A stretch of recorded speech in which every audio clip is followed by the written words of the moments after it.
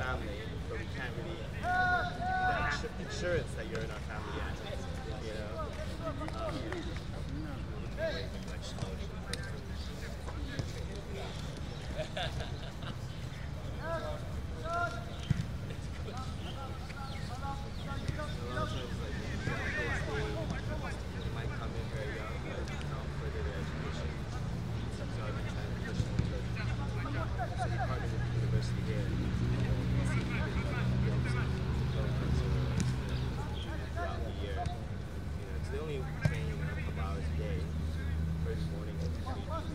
During the day it's too hot. So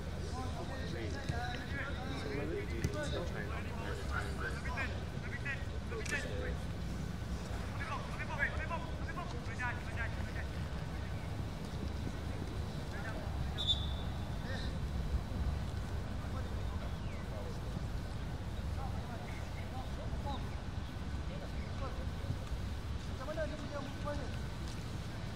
Okay, dạ.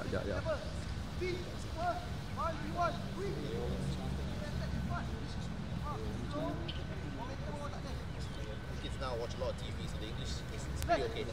They might not be able to speak it, but they will understand.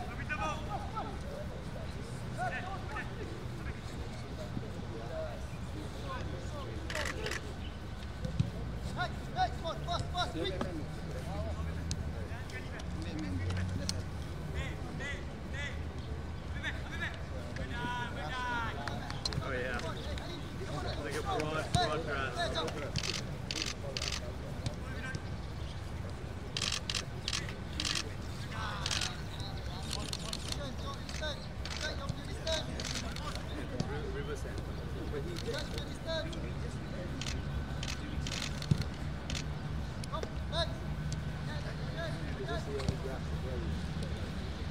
Locally, yeah, but you can't put the British for like the Euro.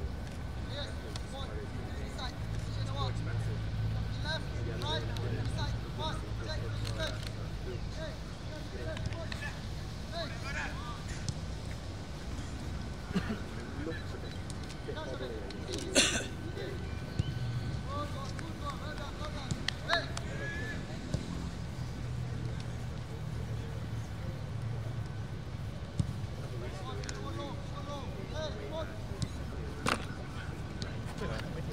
Dengan live ni?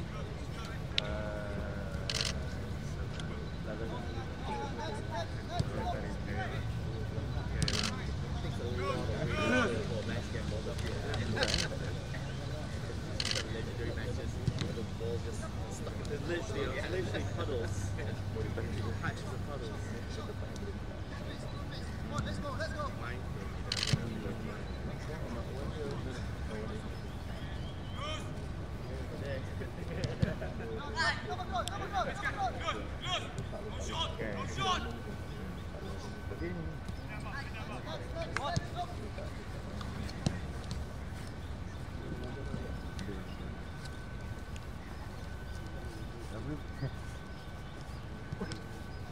Come on, boy.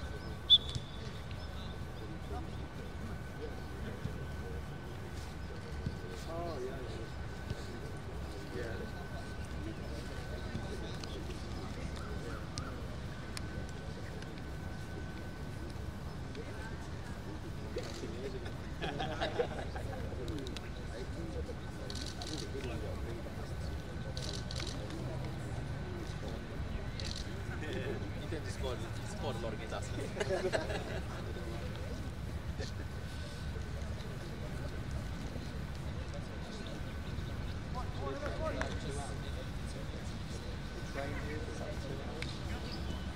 Hello?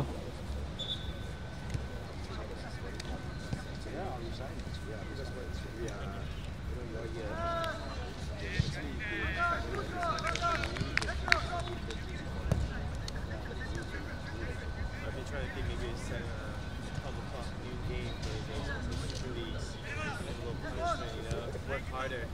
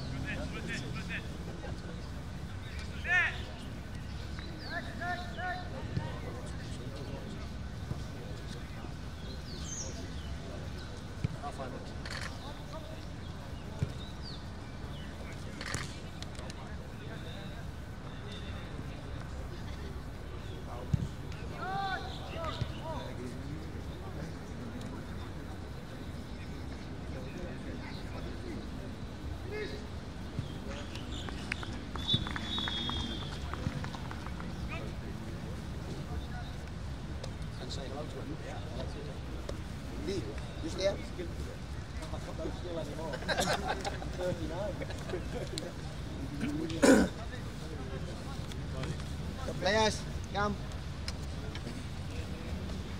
Here.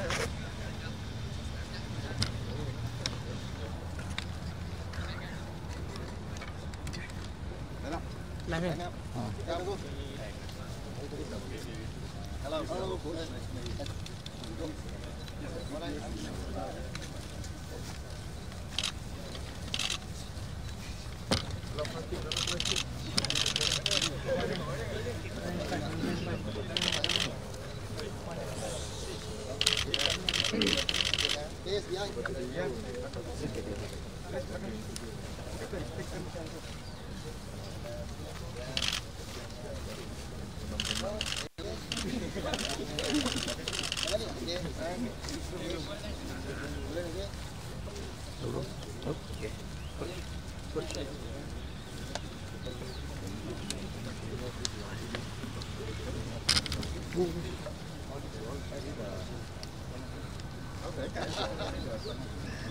Coach, you bet the family, yeah? Then you really want to be part of the family, yeah?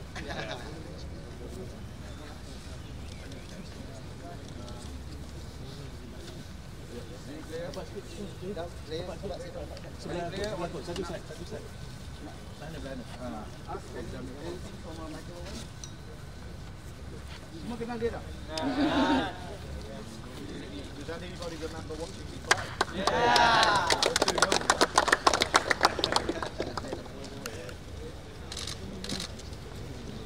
Oh, Liverpool supporters? Manchester? Manchester? Arsenal. No, not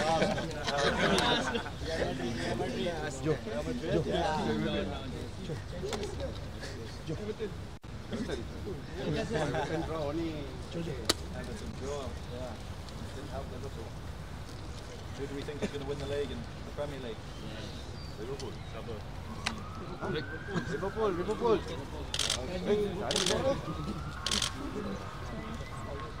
So this season you played 4 games? Yeah. 1, 2? 1 draw. I'm very upset. And only 2 attack, 2 goals. These people attacking 15, what, 11? Why you just... That's very important, finishing. Yeah, finishing is not there. That's why we need some advice from the striker. The striker? Striker, right? Any tips?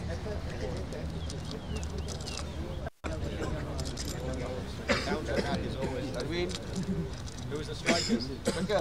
Okay, get in. You look like a winger. Come. I was watching, I think you look like you play on the side, no? You play on the side. Yeah, you can play in the side and sure. But attacking players must have speed. You can play any Players nowadays have to be very versatile. But actually, he's from KL. Okay. I took him, I signed 3 years. Now KL want him, I need to pay me. Yeah. Good. Any question? Yeah, question? Any Forward. questions for me? Yeah. Forward. Siapa? Who's forward? Come in front. Come. I want to ask. Okay, come. Stop. Hey. Be a great attacking team. What we must do? Well, lots of things. Yeah, lots The of simple things. thing. I think the most important thing is everybody has different skills. You don't have to be good at everything. It's better to be very, very good at one thing and not so good. Okay, so if you're not so good, it doesn't mean you have to go, that has to be better. No, get even, be world class at one thing. So if you're very, very fast, then, do you understand? We don't need players that are just good, just average all the way, yeah. You need 1 or 2 things that you're exceptional at, very, very good at. So whatever you're best at, if it's dribbling, if it's speed, practice, those things, yeah. Yes, it's a good if you've got a weak left foot, maybe get it better, or in the heading, get it better. But the most important thing is to be exceptional at 1 thing or 2 things with being an attacker. Because you have to be a difference between everybody else. The defenders, they can't have too many weaknesses, But the attackers only have to have 1 or 2 very good attributes, yeah. Mine was speed, and then in front of goal, very calm. Yeah, very, very cold. Because when somebody's about to shoot, the crowd, your team, everyone's centre forward, go the other way. He is opposite, cold, calm, finish, concentrate. So it's very, being a centre forward is very different to other positions. Maybe Michael, if you could share, how do you, before the game, how do you focus? How do you get into that zone of calm, cold? Well, everyone's very different. I mean, when I played, Steven Gerrard, Jamie Carragher, they're all very, come on boys, you know, let's, and I'm very much focused, you know, I don't need to be shouting, so we all prepare in a different way. And it depends, some people can play their own game and help other people. You know, that's a very big skill. Captains normally can help others and not affect their own game. Whereas I always like to concentrate on myself and my team. Helping other people I could only do when I was playing well and feeling comfortable and confident in my own performance. So in this group there'll be 3, 4, 5 real leaders, real captains, and they need to help everybody else. And some people will be very quiet, very concentrated. But yeah, there's all different ways to prepare. There's no correct way, or you know, everybody's different. Yeah. Hello, Raggy. Any more questions? Hey, Still Raggy. ask what year Michael Owen played in World Cup? And Junior World Cup. Yeah. Anybody knows? You should know. It was in this country. He played in Malaysia. Yeah. And you ask under 21, he's a 16 years old, he already played World Cup. Under 21. Yeah, in Malaysia. Yeah. Come inside, come inside. Ask. When you were in the young age, you were in the top level. So why consistent? Why? What? Sorry. How to consistent? How to be consistent? Why can't be consistent? Okay. Yeah. Well, it's all here. Yeah. It's all mental. Yeah. So we'll all have ability. Some people, they score a goal in a World Cup. I scored goals in the World Cup when I was 18 for England. Yeah, only us older people remember. Yeah, and some people think, yes, I'm a champion, and that's it. But for me, that's like, forget next year or next game. I always say that only when I retired, when I was 33, then I look back. And now I can look at my Ballon d'Or, now I look at my Premier League medal, I look at all my medals and all my achievements, only now. So when I do it, when I score a goal, that's not finished. Now I have to score another goal, and another goal, and another goal. So being a footballer for me wasn't fun, it was more, be greedy. You know, if Ronaldo scores 3 goals, what happens the next day? Messi scores 3 goals. They help each other, they have to be the best, and then the next one gets better, and the next one, because he scores 3, I have to score 4. So it's a constant, you know, challenge to be better. Never be happy with your performance. Never be happy scoring 1 goal. You have to score 2 goals. And okay, when you're finished, when you retire, you can then be happy. Yeah? But nobody is just for 1 game or 1 tournament or 1 trophy. There's never enough. You have to keep going and more and more. And that is only mental, that's not physical, that's only how you think about the game. Very strong. How many goals you score? 4 games. Easy. 3. 4 games, 3 goals. When you went like that then, I thought you said none. 3, because I can think none. Then, What's the target? you, our captain, 20 goals. how many goals? 1 goal. 4 goals. 1. You need to challenge him. That's Michael Owen is telling. Okay, next game you need to score 3. Never be happy. Be hungry. Hungry for the ball. Hungry to win. Anything? Leah?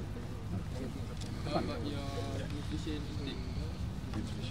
My tradition. Nutrition. Oh, okay, yeah, it's important.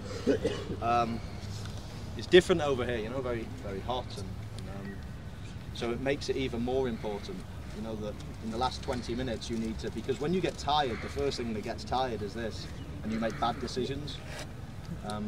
So fitness is very important, and now more than ever. Maybe 20 years ago you could be, you know, not run much and stay, but no, now everybody, even the best players, even Mbappe and Neymar, they came to Liverpool maybe 1 year ago, and when they get the ball, fantastic, and then they lose the ball, walk back, and what happens? Liverpool kill them.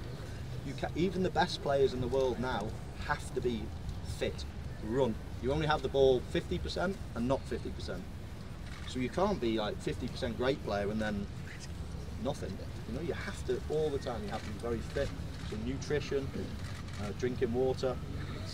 It's all very, very important to last a long time in games. Yeah. Especially in these conditions. When in the last moments people get tired, people switch off, and then you concede a goal and game finished.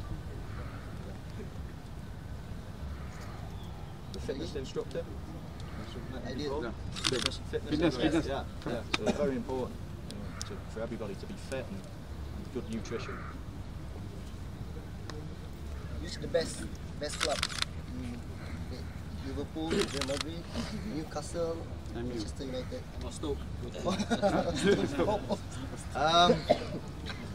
It changes. In my first part of my career, Liverpool was brilliant because I was at my best at Liverpool. You know, when I was between the age of very young all the way until I was about 24. This was the best time of my career.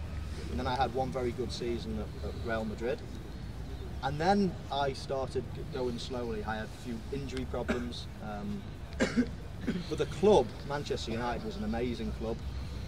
You know, there's so many people. You've got 5 doctors and 10 physios and 5 masseurs, and there's just so many people making it a great club. You know, so you don't need anything. You just need to on the pitch, and that's it. Yeah, everything is very professional. So Manchester United was probably the most professional, but that was because it was later on in my career, and medical and sports science and all these things were getting better. So yeah, but 3 of the biggest clubs in the world, Liverpool, Manchester United, Real Madrid, they were all great clubs for different ways. Because my president, Barcelona. Liverpool to Barcelona. I visited there, but I want to go visit down there. Right. Well, I played against Barcelona in El Clasico one day, and, at the Bernabeu in Spain, in Madrid, and there was some great goal scorers. Samuel Eto'o, Ronaldinho scored 2 goals for Barcelona. We won 4-2, and then in our team there was the goal scorers were Ronaldo, Zidane, Raul, and Owen. Nice.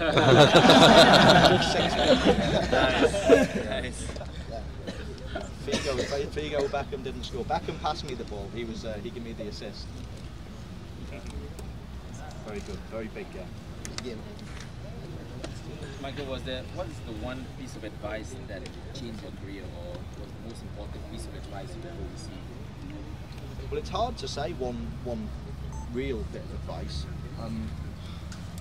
My big bit of advice is the mentality, is to have strength in your mind. You know, I'm the same size as all of you. You don't have to be this big. You don't have to be this. Anything. Football is for everybody. You know, if you're small, you have to use your advantage, maybe your speed or your tricks or whatever it is. So we all get given whatever attributes you've been given, and then after that is all mentality. You have to be very, very strong in your mind. I've played with some great players, better skill than me, but they won't get as far as me. They will all be, you know, still playing at a lower level just because they're not strong enough. Because they play one game and are very happy, and then they give the ball away, bad pass, and then it's oh no, and, you know, just too weak, they're too no confidence. You have to be always, you know, okay, give one pass away, straight away. Next time I do it better.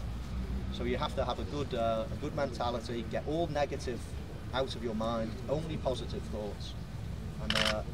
And as I say, never be happy with where you are. You always can be better. Next game better, and next game better.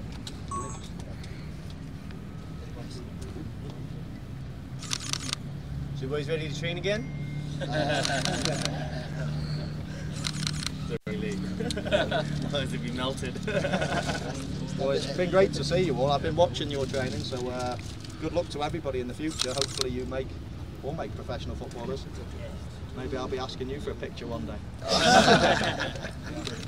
Do we have a picture? Team photo? Yeah. Okay. Let's go. Where's the camera? Facing sana. Facing? Facing still? Tadi? Which one? Where do you want? This you want building? Okay, ikut deh. Bawa bot. Siapa nak tu? Player. All players. Line up. Go.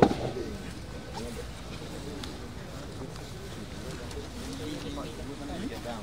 Need to get down, make Play the players, the players. players down. Come, yes. Players, come on. No more, no more, no more.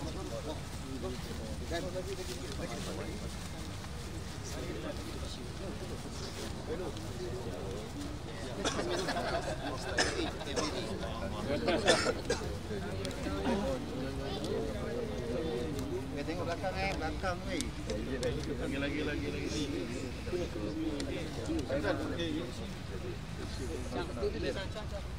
Bila siapa player belah sikit. Depan belakang tak nampak. Okey.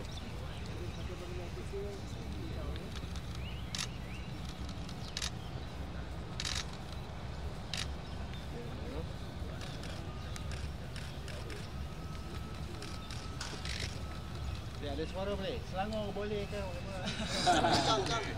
Okay, 1, 2, 3. Selangor boleh! Selangor boleh!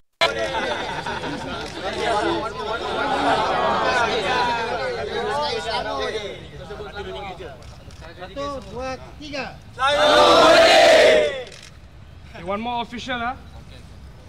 Okay. Okay,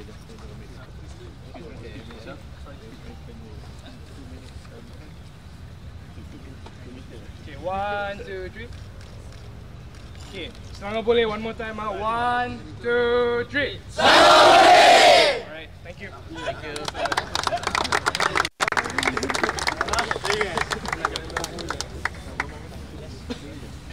Pit.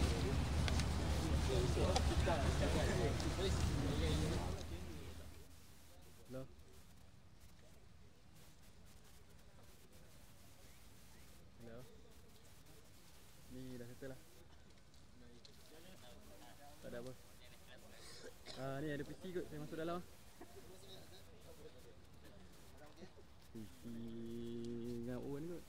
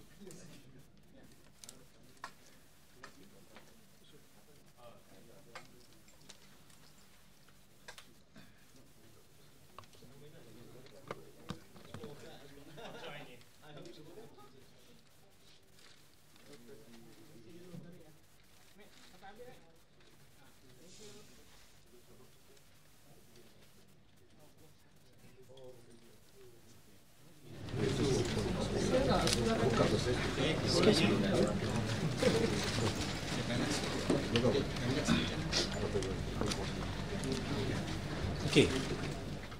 Tak bad live eh. Ya.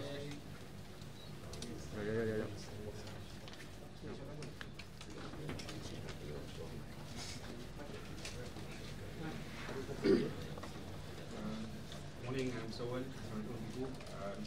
Obviously, you've been to Malaysia throughout the years. I mean, what is your opinion on Malaysian football in general?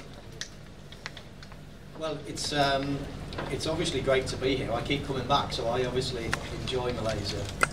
First time I came here when I was pretty young to play in the Under-20 World Cup, and that was my first experience. And I've been back many times since with different football teams and then on personal visits as well. And this morning was great to see lots of young potential players in this great club. It's nice to talk to those players, it's nice to watch them training. And I hope that some of the questions they ask me would be beneficial for them in the future. It's a very difficult game, football to get to the very top is everybody's dream, so it's very competitive, and hopefully some of these players can make long careers. But they're a fantastic club, and I've enjoyed listening and learning all about the club. Do you think the football, the clubs the football match play has improved since you were first here? Well, when I was first here, obviously I was playing for England in an international tournament. I didn't get to come round and see some of the youth football. But having had a discussion with some of the club officials, it's interesting to listen to the projects, how they bring the youth players through, the different structures in Malaysian football. It's obviously a little bit different to where I'm from in England, but I think it's important that so many people have the interest of the sport at heart and try to improve the general standard, and that always starts with the younger generation. It's very difficult to turn a 18-year-old into a professional footballer if they've never kicked a ball before, so you have to start very young and have a system in place that's going to improve young Malaysian footballers. Michael, you were with the youth team just now. As someone who broke into the seniors, a young player, do you see that? Do you think it's detrimental that players are getting bigger, playing and bigger roles for their teams at a younger age these days? Is that healthy? Well, I think if you're good enough to be, you know, part of the next team, let's say the next generation, the older team, then I think you've always got to balance out, one, the ability, and two, the physical size, because there's no skill really in putting a very, very talented technical player that may be 12 years old against 15-year-olds if they're just too physically big for them. So we need to push the talented players to get better and better, but that doesn't necessarily mean we make it more difficult playing them in a senior team or a men's team. So I think that is all about the coaching, the quality of the coaching. There's lots of different things how you can make football and improve the standard. Facilities, the style of coaching, the type of stuff that you're doing. There's so many different things, but I think just seeing here there's lots of talented footballers, and hopefully they have the right pathway to go on and make professional footballers. Again, you mentioned coaching just now with the young players.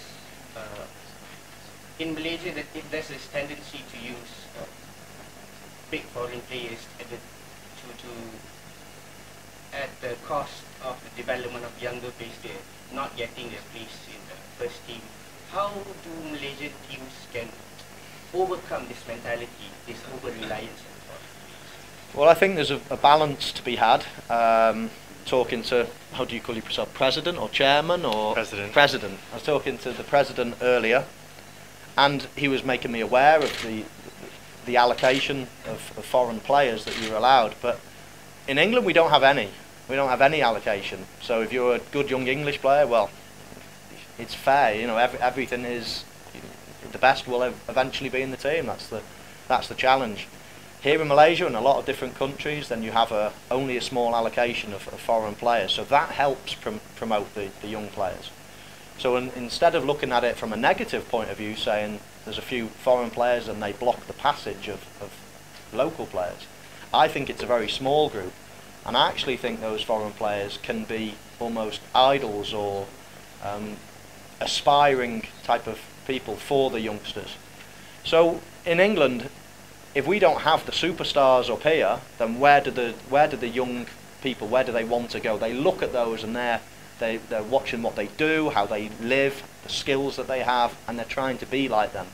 So it's good to have aspiration, and it's good to have opportunity. So I think there's a nice balance in Malaysia where you don't have all foreign players coming in, but you do have enough to have people that, as I say, that you can aspire to.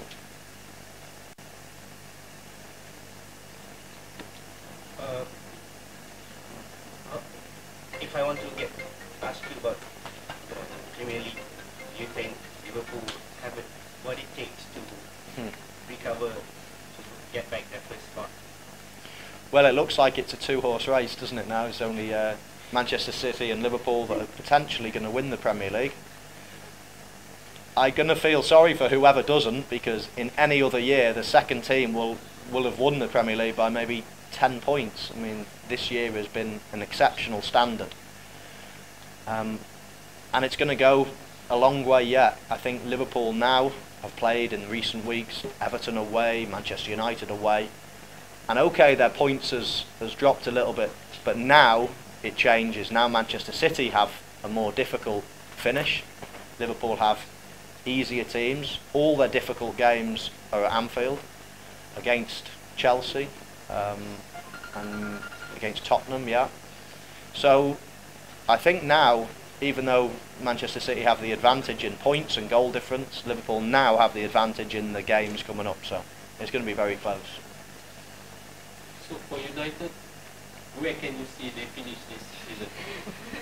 Top 4. I think they can finish top 4. They're one of the form teams in the league, as we say. They're on the best run.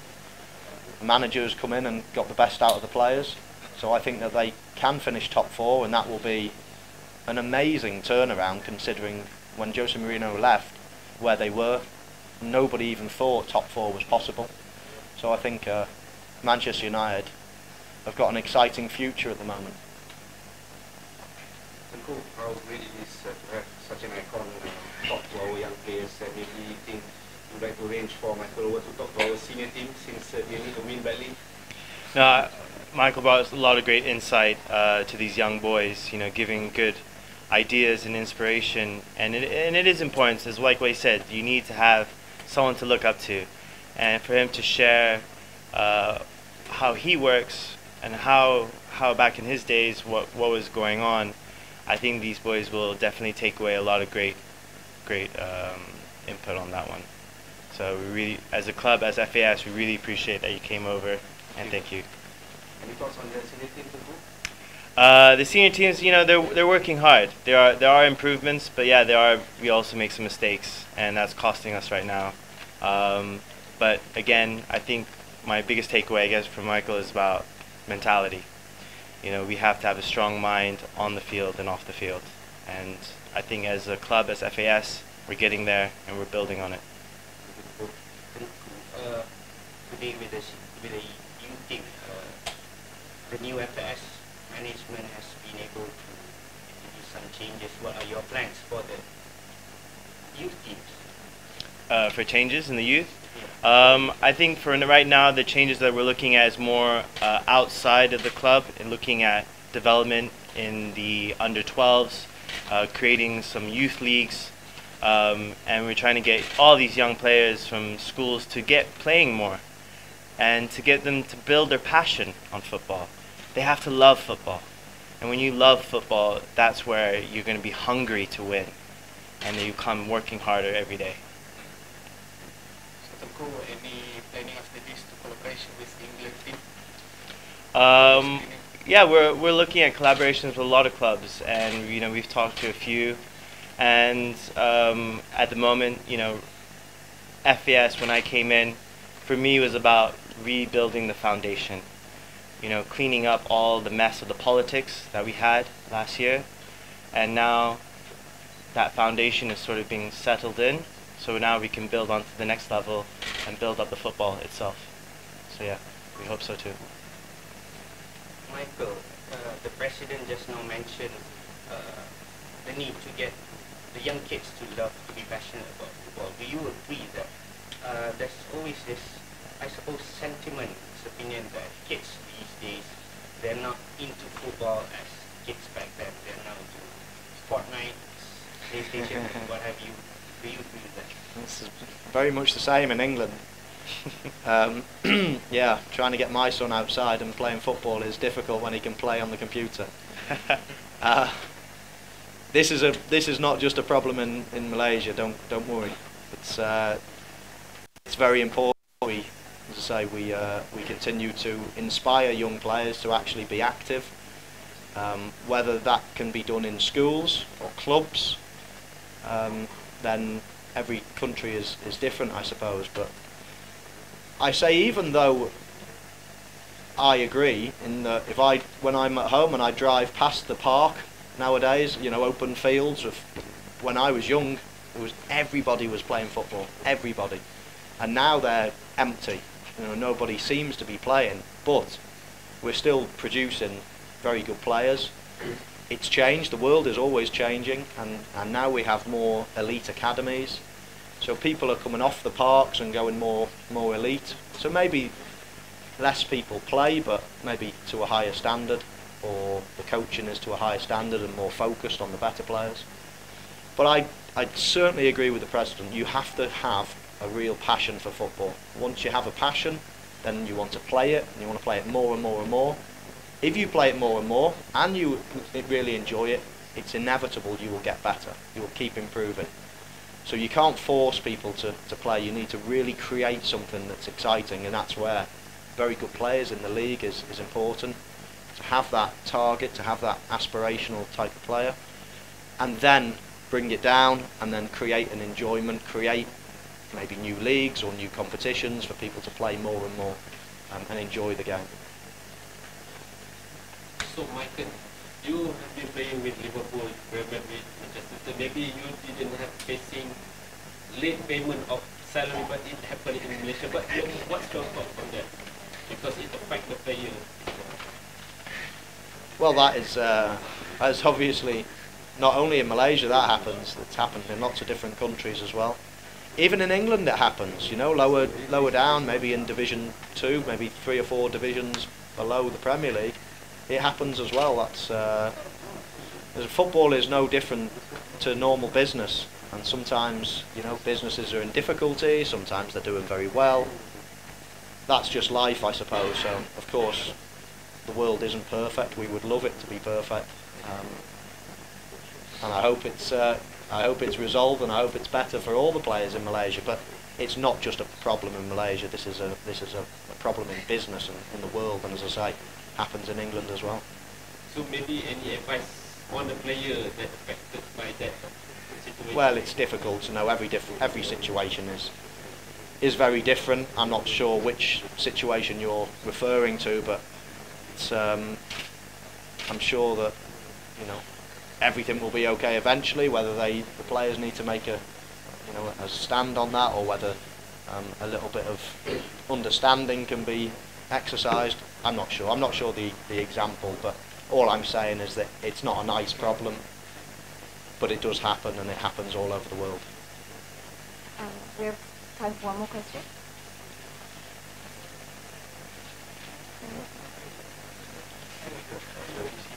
Okay, all happy? Thank you. Thank you.